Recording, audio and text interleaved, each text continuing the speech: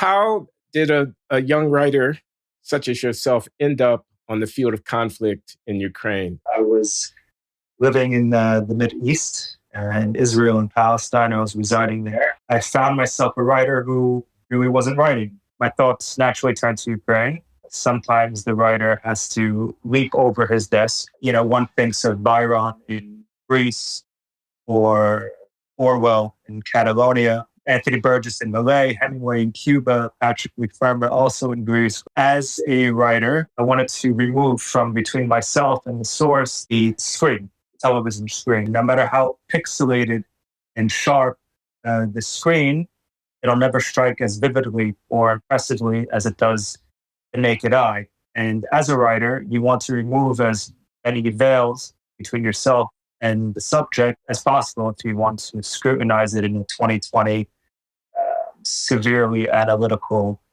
way. So I will not pretend to expertise that I don't possess, but I thought that instead of having the topographical view and the study, looking at the map, to be in that point on the map itself, trading ink for flesh, I wanted to gain the perspective of the citizen and that of the soldier as well, from the bed to the barracks, from the home to the home base, from the capitals to the headquarters, from the cafes to the cafeteria mess hall. In that view, I joined the Foreign Legion. Most of these debates that go on, Ukraine, yay, nay, it seems to me most people are arguing from the gut rather than the pituitary gland, let's say. I was hesitant they wouldn't accept me in an actionable capacity of joining the Foreign Legion because right.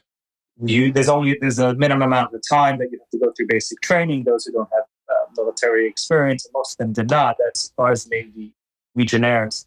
It's like an eclectic group, hodgepodge of different characters, and they don't want to invest in you if you're only there for a brief spate. Through a lot of chutzpah and convincing, I got more than I asked for in the end. And I think in the retrospect, I stood on those two objectives. And given the time there. You are an American by birth, but you're also an Israeli citizen? I'm American by birth and Israeli by birthright. Did your connections to either of your homelands factor in to your judgment about the priority of serving and devoting your time in this way to the conflict in Ukraine? In two ways. To get to Ukraine, you have to, by perforce, go through the territory of Poland. There's no direct entering Ukraine. You go through Poland and you basically show up at the border. And you say, hey, I'm here to volunteer, just like that. And they guide you through the channels and vet you and allocate you accordingly to your potential and experience.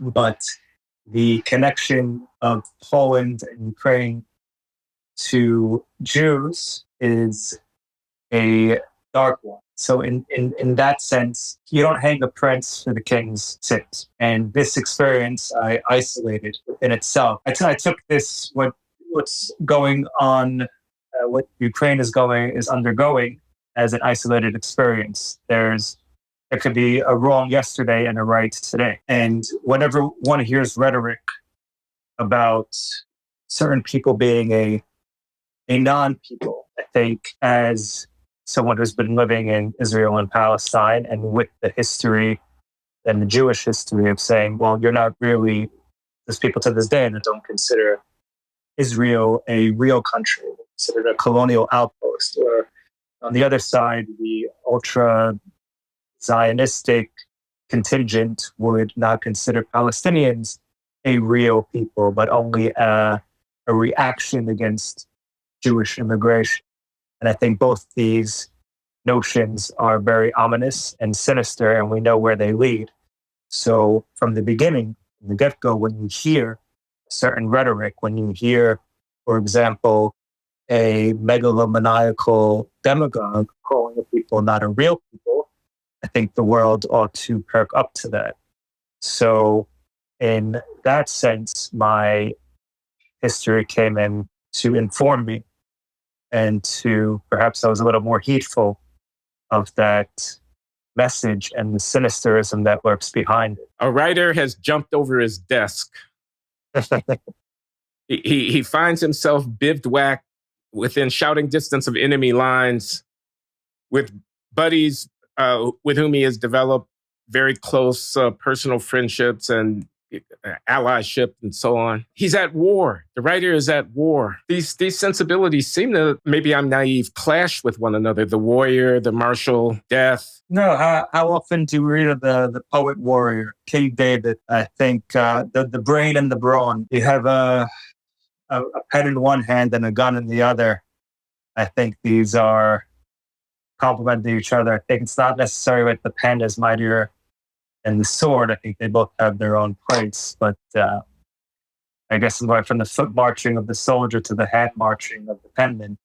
But in any case, I do want to reiterate and not belabor the point that I was only there as a volunteer and only there for 3 months, and my handful of missions is nothing compared to the paid career soldiers who are foreigners who went there, who are going to be there until the war ends. Really. You think some of your compatriots might have resented your transitory participation? That you had a certain date by which you were going to be out, and No, they were going to be continuing on and subject to, grave risk?